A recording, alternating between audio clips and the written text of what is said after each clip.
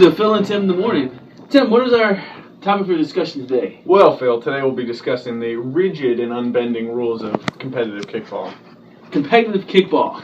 So, rule number one, what would that be? Well, Phil, we'd like to start out by talking about the no taps rule, if you will. So, would you like to discuss what no taps rule means? No taps. No bunting. That means do not just gingerly touch the ball so it rolls into play. Don't be a sissy. Don't be a sissy.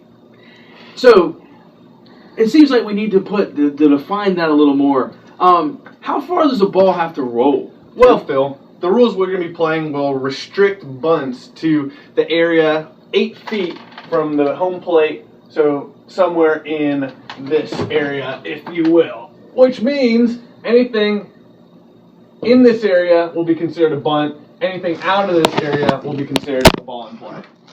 Sounds great, Tim. I'm looking forward to this already. But don't be a sissy. We're watching. We're watching.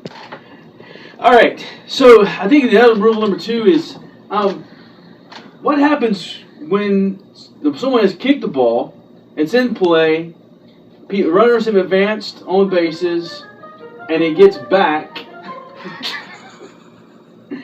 and the ball comes back to the pitcher. So, Phil, when the pitcher has the ball, play will stop. That means runners have to move back to their respective bags, and the play will stop at that point until the pitcher decides to continue on from there. Tim, what if I'm halfway between first and second, and the pitcher receives the ball? If you're halfway between first and second, you will be forced to return back to your base because you're not going to be advancing on a play of that nature. So it doesn't count unless I've passed the bag. So if I've rounded second, and I'm halfway to third, and the pitcher receives the ball, I go back to second. Not first. Exactly. Because I've already achieved second base. If we're in a situation where you're rounding second base, and you're running here, and you get to this area, and the pitcher receives the ball back, you'll be forced to go back to second base until the next batter comes up to the plate, and play starts again. Sounds great. Sounds great. So, we're on that point. I'm on base. I love to steal. Is there stealing in this game? Thou shalt not steal.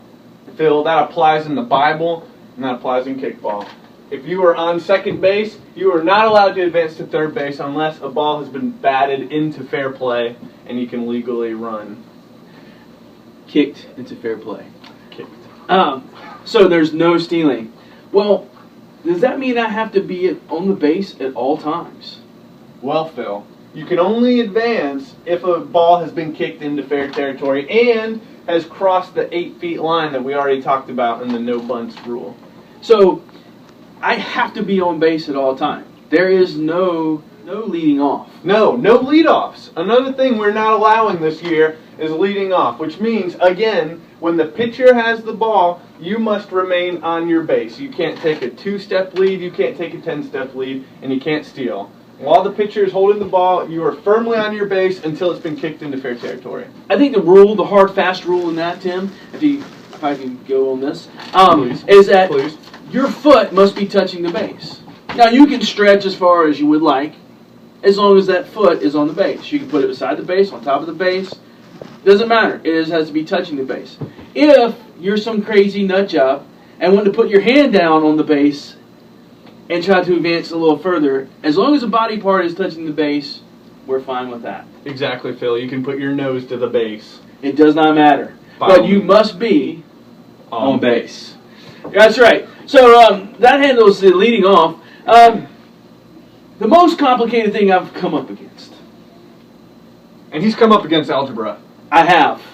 Algebra and several other words I can't even pronounce.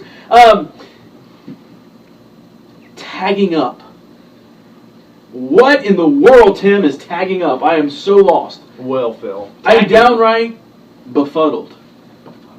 Well, Phil, tagging up is one of those kind of rules that, often runs into some issues. And that is going to be when a ball is kicked into the air and is caught by, say, an outfielder or an infielder, and we'll get later on to infield fly rules. when the ball is being kicked and you want to advance, you've got to wait until the ball is caught before you can legally advance to the next base.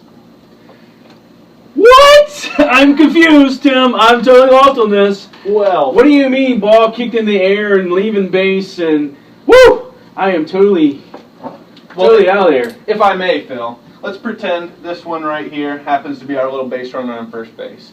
Let's pretend also someone comes up, kicks a big towering fly ball into the outfield, somewhere around right here. And this runner is not going to be able to legally advance around the bases if this ball is caught.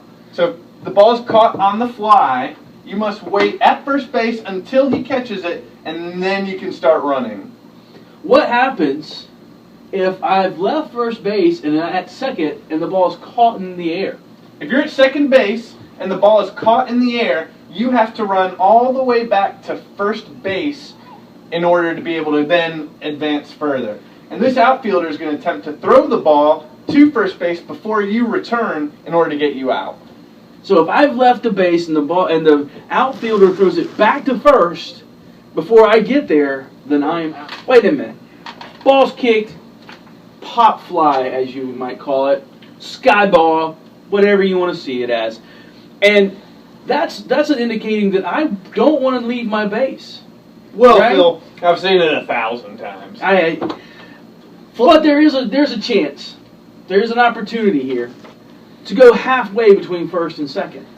To look to the outfield, to see if the ball is caught, and if the ball is caught, to return back to first. However, if I know the guy out in the outfield is pretty shaky, and I have confidence that they might not catch the ball, I can't go adventure halfway off the base between first and second and hope that they miss it. Now, if they miss it and it goes through the wicket or through their arms, I can just continue on, correct? Absolutely. In fact, I would recommend anytime you're on base and a ball is kicked into the outfield, especially if you're on first or second base, come over here, pause in this area, and watch to see if the outfielder catches the ball. If he does succeed in catching the ball, you have to run back to first base to tag up before you can then advance. If from this position he drops the ball, which is very likely, you can then from there continue on running around the bases and hopefully inevitably scoring. That, my friend, is what we call tagging up. I feel like one of the major problems we have in our sport in kickball, Tim, is foul balls.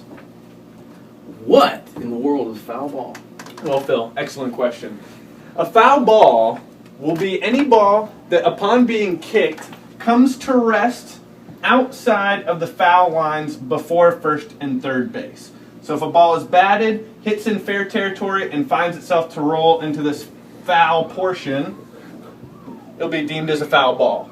Anything kicked into play that comes to rest outside of the foul territory beyond first and third base will be considered still a fair ball. Explained by Tim. And this is Phil and Tim in the morning. Thank you for watching The Ocho, ESPN 8. Coming up next, Phil and Tim in the afternoon.